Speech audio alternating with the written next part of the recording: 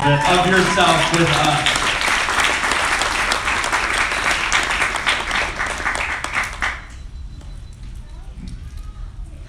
Thank you, Matt. Again, a lot of people here, as it happened in New York, actually. I want to ask you first, is there someone who's been in New York? Oh, okay. Okay. Cause then you should remember me with my very long and beautiful hair, with me talking about that my tumors are shrinking. It happened like 3 weeks ago. Well, the situation changed a little bit for me meanwhile. I got some CT scans like maybe 2 weeks ago. These CT scans showed up a few new tumors in my body and metastasis in the brain.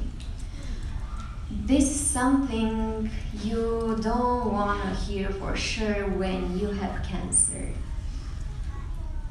When I got the news, for example, first, please don't cry. Please don't do that.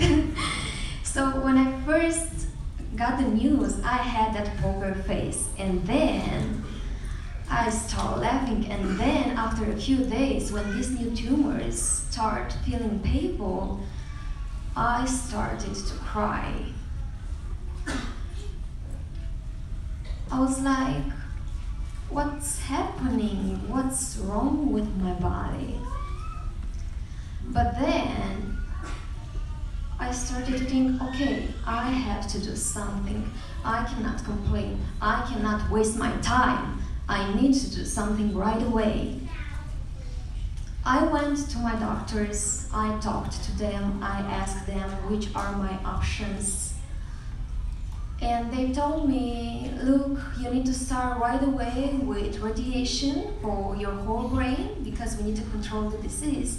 And then you will need to get another chemo, a very aggressive one. I was a little scared because I thought with this radiation on the brain, I thought, oh my God, am I gonna lose my mind? Am I gonna be this? Or what's gonna happen with me? Like, am I gonna be still a normal person? I will still have the possibility to talk, to imagine things, to think. Well, the good news is that I already had my first 9 sessions and I think I'm doing pretty well. Thank you.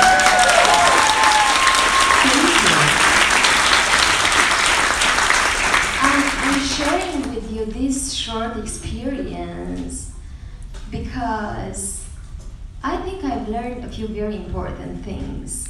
For example, I've learned that even a situation looks like, oh my God, it's the end of the world now. It's not really like that. Every time there is something you can learn. You can have it as a lesson for you and for your future. And for example, that's how I got to the deepest truth, I think, for me. And I'm gonna say you another story. It was like Sunday morning, I was lying in my bed thinking about this new medical condition.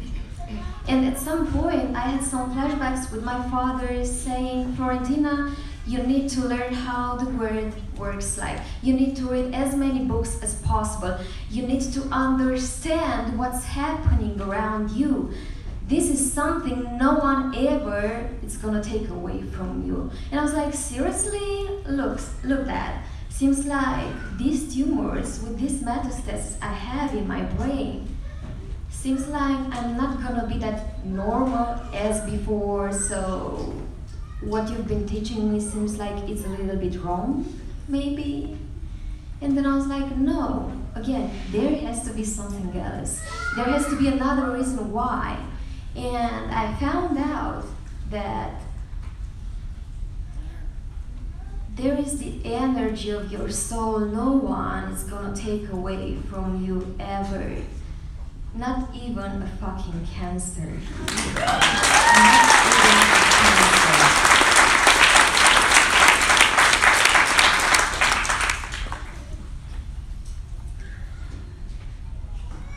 With this, I just started to pay much more attention to my feelings, to my real needs, to my thoughts, because most of the time we are thinking about so many things that at the end of the day are not even important for us, but we're still thinking.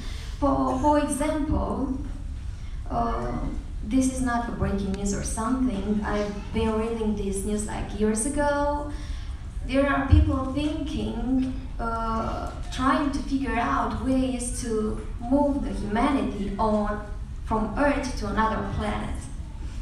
While I'm still here thinking about maybe we should learn how to live on this Earth, because it seems like we're not capable to live on this Earth. We still have our kids dying, our beloved ones dying, because there are no cures for cancer, for many types of cancer. We're still here struggling with wars and poverty, so maybe we should still learn how to live here on Earth better. I'm not saying that thinking about let's move on another planet is a bad thing. I would do that if I would have the chance. But meanwhile, what about now? What about the moment we have now? What are we doing with these moments?